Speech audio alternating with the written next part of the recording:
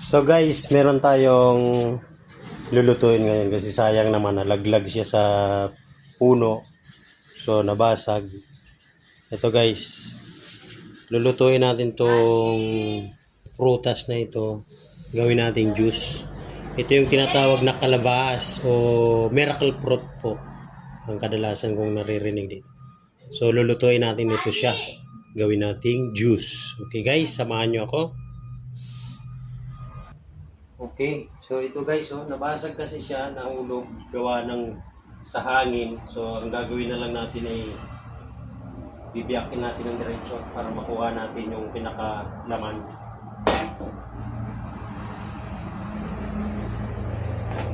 Ayan.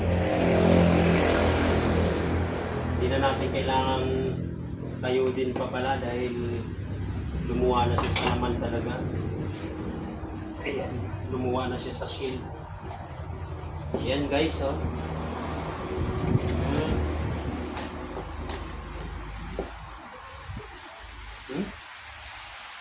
Tanggalin natin, sayang. Gagawa tayo ng juice. So first time ko pong gumawa ng juice nito guys. Inalam natin kung paano ito ginagawa. So try natin. Kasi nang hinayang po ako sa kanya dahil nahulog siya dahil sa bagyo.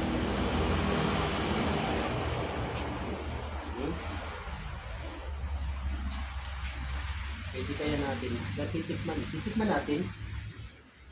Tikman natin guys, kung anong lasa.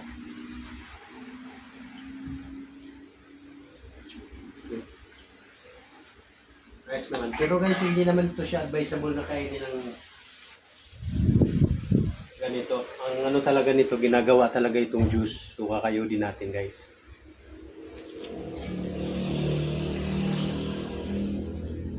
Yung may pakla lang siya ng kaunti. Pero may tamis na rin siya ng kaunti.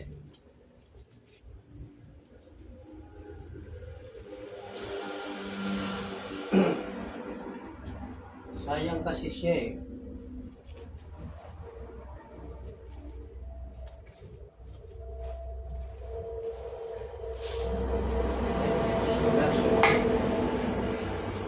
Mauudlot yung ating paggawa nito muna kasi may customer. So, standby muna tayo, no? Teka lang guys, ha? So, ayan guys, tuloy natin yung ating ating nasimulan. Ayun din lang natin maayos.